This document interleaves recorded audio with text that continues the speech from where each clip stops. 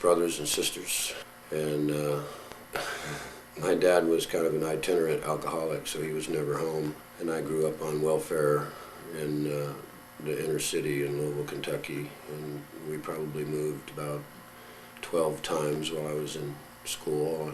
I dropped out of school in probably 1971. There was big civil rights demonstrations and riots going on in Louisville at the time, and it was just really hard to go to school with a bunch of racist rednecks, and I got on the bad side of everybody when there was a big walkout to protest busing and integration at the high school I was at, and there was about 3,000 students in the high school, and I was one of 3 of them that didn't walk out. All the teachers walked out. And after that, things just started to go downhill, and you know, high school is miserable enough when everything's going well, so I just came home that day and told my mom I wasn't going back to school anymore, and she said, well, you can't stay here then. And so I go, okay. I had a backpack, and I just got my backpack and my sleeping bag, and I walked out the door. I believe I was 17. I turned 17 that summer.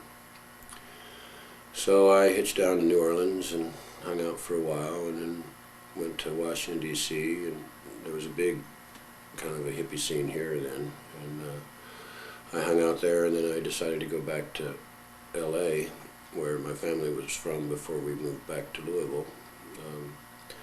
They kind of missed it when they moved away. So I got back into school, and then they found out I wasn't living with my parents, so they wouldn't let me go to school. And that was about the time I had met Aaron Kay. He was working for a group called Green Power. This was in Los Angeles. Green Power was an organization that fed people at demonstrations. And Aaron was their chief fundraiser. And the way he would raise money is he would take a can, and he would go to all the rock concerts, and he would hit people up that were standing in line for coins, and that's how they kept the program going. And I'd seen him at so many rock concerts that I figured that I knew him. I used to be one of those kids that liked to sneak into rock concerts. And after a while I started hanging out raising money with Aaron and got to know him a little bit better. And at that point they were going to have the Republican convention in San Diego, and at the last minute they moved it to Miami, and there was a lot of talk about why that happened, but the story that we got was that they had planned to do some major disruption and blame it on the anti-war movement and declare martial law. There was a book written about that called the Glass House Tapes, and there was this informer turned double agent named Louis Tackwood that blew the cover off the whole thing, and I don't know if that's ever been proven, but I know that the Yippies were publishing a lot of information about that in the paper. Yeah, that was when it was still being published in Madison. So he was not a pie thrower yet. He was not a Yippie yet. He was working, like I said, with this group called Green Power. Anyway, when I finally decided I couldn't go to high school anymore in L.A., I decided to hitch out to Colorado. They saw me walking to school from outside the district, and then they wanted to know where my parents were, and then I'd gotten thrown out the year before because I got busted with 2 ounces of marijuana, and so I was kind of expelled, and I came in and registered, and somehow that didn't come up until after I'd been going to school for a couple of weeks. So anyway, that was just getting too weird, so and I was living in my brother's house in Baldwin Park, and we had a bunch of crazy people crashing there, runaways and drug addicts and, you know, all kinds of weird people. So it wasn't a really good environment for me to study in. So I decided that I was going to hitch out west, and so I got on Interstate 5, which ran pretty close to the house, and I started hitchhiking, and I got a ride from a draft dodger named Cal, and they'd just been to his house while he was at work, and his girlfriend called him, so he figured it was time for him to get out of LA so he wouldn't get arrested. And he was driving back to Austin, Texas, so I figured, what the heck, you know, may as well go to Austin, Texas. So we were driving to Austin, Texas, and I think we were like at the New Mexico-Texas border, and we saw this big hulking figure hitchhiking, kind of scary looking guy with a lot of hair. And as soon as we got him in the headlights, I realized it was Aaron, so we picked him up. I said, pick that guy up, he's a friend of mine. So we got Aaron in the car, and I go, Aaron, where are you going? And he says, well, I'm going out to Miami to, to feed people at the Democratic National Convention. I said, well, that sounds interesting.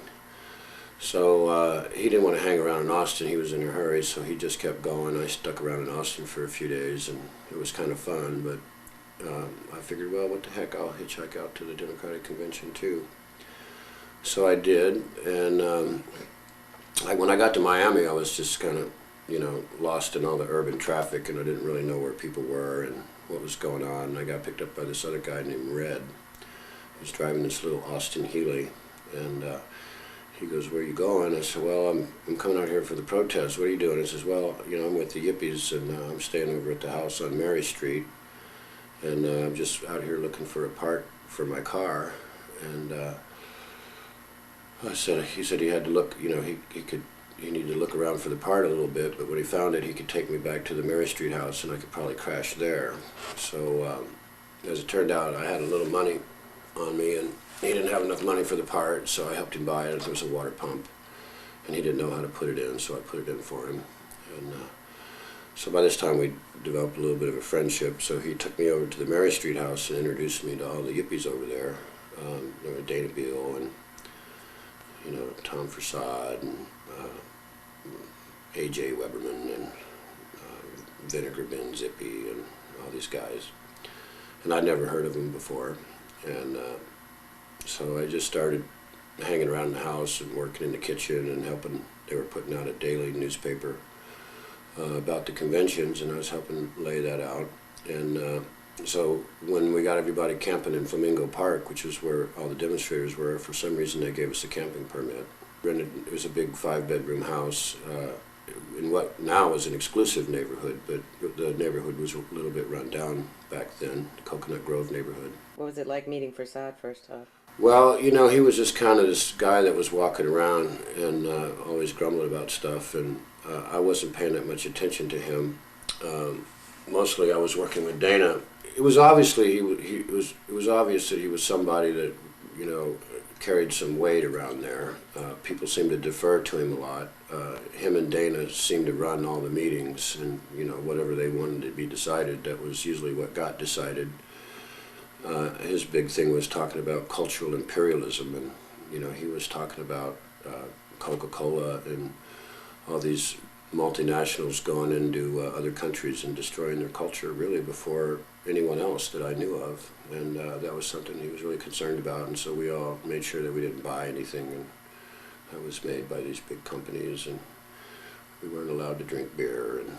But they didn't drink much, but they took a lot of LSD. About the only other drug that was used besides marijuana. Of course, I'd already taken a lot of acid, so I did a lot of trips with these guys.